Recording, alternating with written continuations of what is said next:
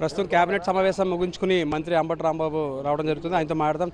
Sir, ఈ టికెట్ల మార్పులు చేర్పుల మీద ఏమైనా కేబినెట్లో చర్చ జరిగిందా? అదేవిధంగా చంద్రబాబు నాయుడు వ్యాఖ్యలు ఏమంటారు? ఏ విధంగా చూస్తారు? కేబినెట్లో ప్రభుత్వ విషయాలు తప్ప పార్టీ విషయాలను దేన్ని కూడా చర్చించబడలేదు.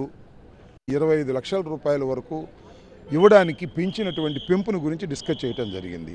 ఇలాంటి ప్రధానమైనటువంటి అంశాలు మాత్రమే డిస్కస్ చేయడం జరిగింది తప్ప ఏ విధమైన రాజకీయ అంశాల గురించి అక్కడ నిర్ణయాలు తీసుకోలేదు, చర్చ కూడా జరగలేదు. సార్, ఇప్పుడు ఈ చంద్రబాబు నాయుడు వ్యాఖ్యలు ఏ విధంగా చూస్తారు? అంటే టికెట్ల మార్పులు చేర్పులు అనేది నేను ఎక్కడా చూడలేదు, మంత్రులకు ఎక్కడైనా ఈ విధంగా ట్రాన్స్ఫర్లు ఉంటాయి, ఎమ్మెల్యేలకు ట్రాన్స్ఫర్లు ఉంటాయి అనేది నేను చూడలేదు, మొదటిసారిగా చూస్తున్నాను, బలహీన వర్గాలకు అన్యాయం చేస్తున్నారంటూ ఆయన వ్యాఖ్యలు చేస్తున్నారు. చంద్రబాబు నాయుడు గారు అనవసరమైన కామెంట్స్ ఏవో చేస్తున్నారు. పాపం ఆయనకి బుర్ర సరిగా పనిచేస్తున్నట్లేదు.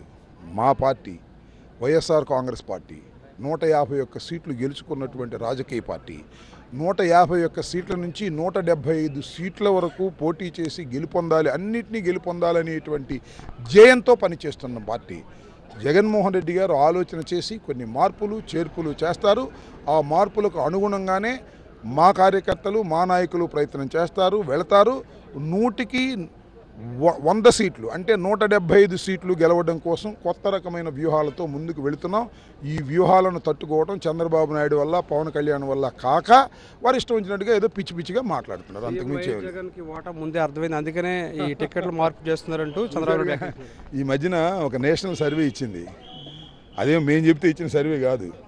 వాళ్ళు ఏమి ఇచ్చారు? భారతదేశం మొత్తం సర్వే చేస్తూ ఆంధ్రప్రదేశ్లో 24 సీట్ల నుంచి 25 సీట్లు వైఎస్ఆర్ కాంగ్రెస్ పార్టీ గెలవబోతుంది. జగన్మోహన్ రెడ్డి గారి vote share 50%, Telugu Desam party vote share 37%, అదేవిధంగా Janasena vote share 10%, BJP vote share 1%. అవన్నీ కలిపినా 50 లేదు. ఏంది సార్ మేము మా ఓటమి ఏంటి? దిగ్విజయంగా 175 మా టార్గెట్, గెలుపు కాదు. 175 సీట్లు గెలుపొంది ఒక చరిత్ర సృష్టించాలి, గిన్నీస్ బుక్ రికార్డు సృష్టించాలి. దట్ ఈజ్ జగన్మోహన్ రెడ్డి గారి ఎయిమ్. సార్, ఇప్పుడు పవన్ కళ్యాణ్ 10 దశాబ్ద కాలం పాటు తెలుగుదేశం పార్టీతోటి సఖ్యతగా ఉండాలి, వాళ్ళతో మనం కలిసి ముందుకు వెళ్ళాలి, అధికారంలో ఉండాలనేది ఆయన చేస్తున్న వ్యాఖ్యలు. ఒక ట్వీట్ పెట్టాను, మీరు చూడలేదేమో.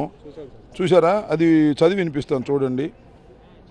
ఆయన దశాబ్ద కాలం పాటు వారి ఏమంటారు ఎలియన్స్ ఉండాలని వారు కోరుకుంటున్నారంట. టీడీపీతో అలయన్స్ దశాబ్ద కాలం పాటు కావాలంటావు, 3 ముళ్ళు మాత్రం 3 రోజుల్లో తెంచేస్తావు. That is his character. అందుకని నేను చెప్పాల్సిన అవసరం లేదు. ఓవరాల్గా చూస్తే కనుక ఎక్కడా కేబినెట్లో రాజకీయ చర్చ రాలేదనేది అంబటి రాంబాబు చెప్తున్నారు. ఈ నేపథ్యంలోనే వచ్చే ఎన్నికల్లో 175 నియోజకవర్గాలు మా టార్గెట్. ఈ నేపథ్యంలోనే మార్పులు చేర్పులు అనేది మా పార్టీ అంతర్గత విషయం. ఈ నేపథ్యంలోనే ఎక్కడ గెలుపొందుతారు అనేది అంచనా వేసుకుని జగన్మోహన్ రెడ్డి ముఖ్యమంత్రిగా ఆయన తీసుకున్న నిర్ణయానికి మేమందరం కట్టుబడి ఉంటాము. 175 నియోజకవర్గాల్లో గెలుపొందడానికి వైఎస్ఆర్సీపీ ప్రయత్నం చేస్తుంది. ఈ యొక్క గిన్నీస్ రికార్డులోకి మేము వెళ్ళబోతున్నాము. మేము విజయం కంటే కూడా 175 నియోజకవర్గాల్లో గెలుపొందడమే టార్గెట్గా మేము అడుగు ముందుకు వేస్తున్నట్టు కూడా ఆయన చెప్తున్నారు. వీడియో జర్నలిస్ట్ వెంకట దగ్గర వినాయకరావు, సాక్షి టీవీ, సచివాలయం నుంచి.